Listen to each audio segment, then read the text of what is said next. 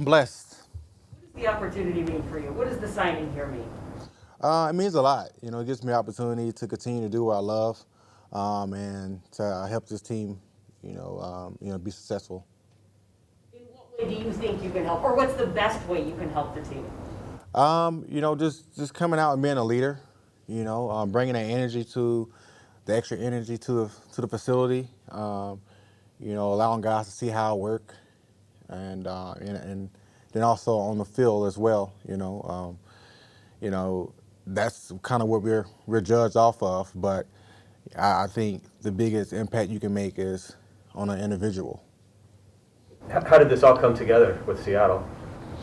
Um, I got a call Saturday. I was actually getting out the car in Stillwater to tailgate, and got a call from my agent, and he was like, Seattle call. I think they're interested. How do you feel about it? I'm like, I'll be good to go. Obviously I still want to play. He was like, yeah, I know. I just want to call. Just doing my job, man. So that's kind of how it started, and Monday we kind of after the game, so more Tuesday, we kind of talked and was able to finalize everything to get me up here. How was the tailgate? I gotta ask. It was good. The only bad thing, well, I can't say a bad thing because they treated me well. I was around Oklahoma State fans, but you would have thought it was a tailgate in Norman, Oklahoma. They showed me a lot of love, but it was a great time. I met some great people, and I had called my coach to get tickets to the game because we ended up going to, me and my wife and our kids. We were in Nashville for Thanksgiving. Then I got released, so we ended up going to Tulsa. That's where she's from, to be with her family. So I called my coach, was like, hey, I'm coming down to Stillwater, give me some tickets. So he had the tickets at will call. Got to the tailgate with my father-in-law, and met a lot of good people, and I got invited up to one of the suites. So long story short, ended up going up to the gate. I'm like, hey, which way do we go to get to, I think it was N3, that gate? And she kind of looked, she was like, I'm sorry, babe, you got to go all the way around to the other side.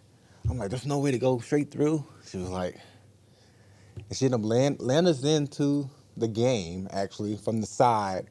And we ended up going in, and we never got the tickets. We just actually was able to go up to the suite and enjoy the game. And it was we lost, unfortunately, but it was a great game, great atmosphere. Which was harder, the loss or the loss of your coach the next day to SC? I would say the loss, because that affects, well, losing the coach affects everyone as well, too, but,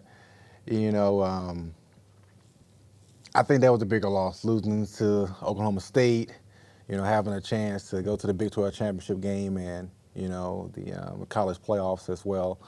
And, he's on to a new chapter now, so those guys are still there and have to deal with losing to Oklahoma State, and, what's next for us. What motivates you at this stage of your career? 36 years old, 14 years in. What motivates you to keep playing? Man, just the love for the game. I love the game. I feel like I can still compete at a high level.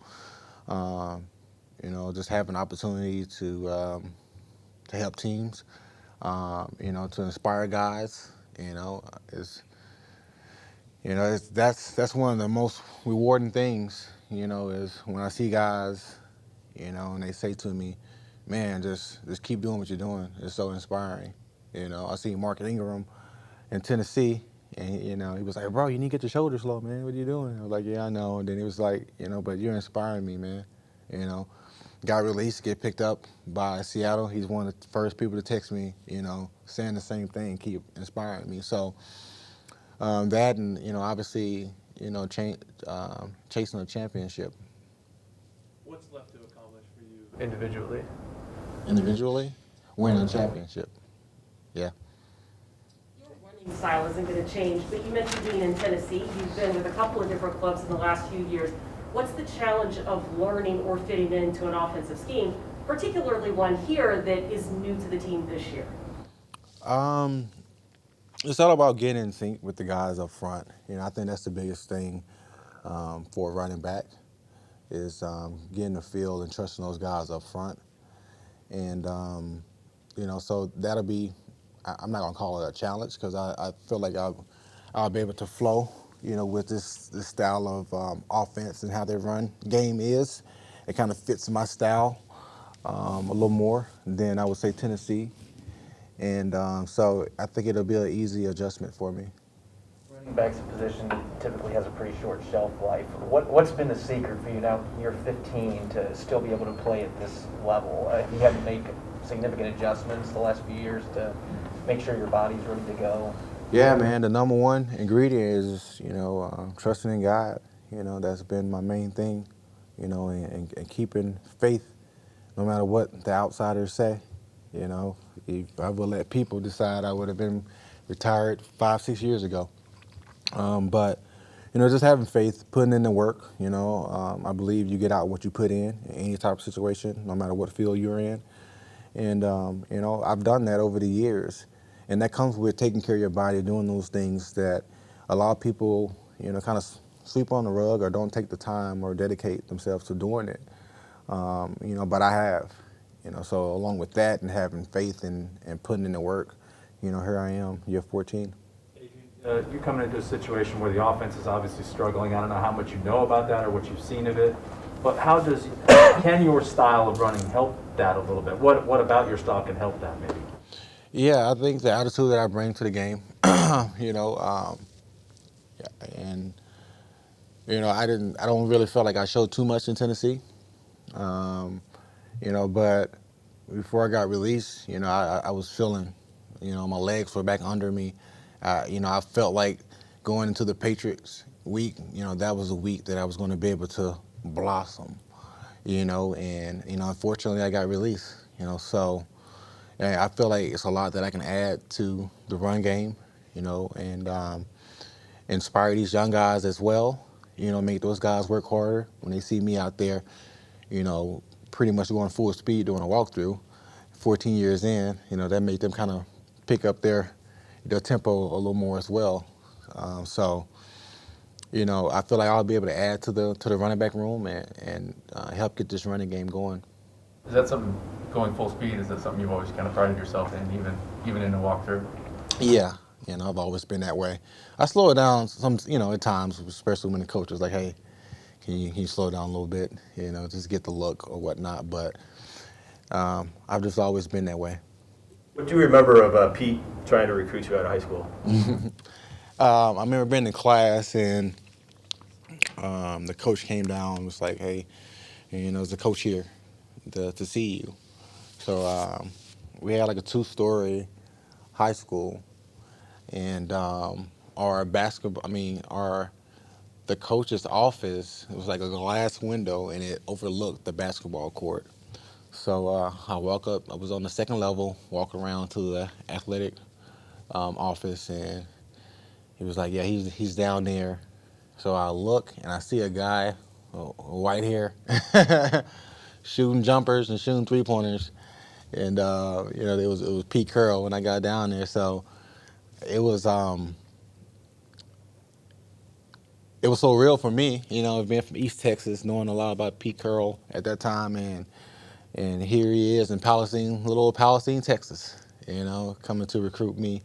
And I remember just kind of talking to him, and him giving me his spiel, and ultimately I ended up taking an official visit out there to USC, and it didn't work out, but my close family, they know that it was so close. It came down between Oklahoma and USC, and Oklahoma just had a little more perks when it came to like being close to home, my daughter, being close to Dallas. I had a lot of family there, but if it was like Oklahoma was on the East Coast, yeah, I think I would have been a Trojan. Did he challenge you to a 3-point contest or anything like that? Nah, the way he was hitting them, I was like, I probably didn't want to challenge him. I was more of a defensive player anyways than basketball. Have you ever had the goal to play for him since then? The goal? Yeah, I did, especially once he made the leap over to the NFL. I never was a guy that was like, hey, I'm going to spend my entire career playing for the Vikings, I always kind of wanted to bounce around and, you know, experience different cities and things like that. So I remember thinking to myself, man, everybody leaves Minnesota and goes up to Seattle and win a championship, you know. You think about Percy Harvin, Sidney Rice, you know, Kevin, those guys. I'm just like, man, maybe I need to make my way up there as well. Didn't you took a visit here during free agency a couple years ago, right? Yeah.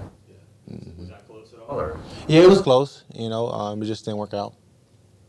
Is it realistic to think you might be able to play Sunday, or is that a goal for you this week? It's definitely a goal for me, you know.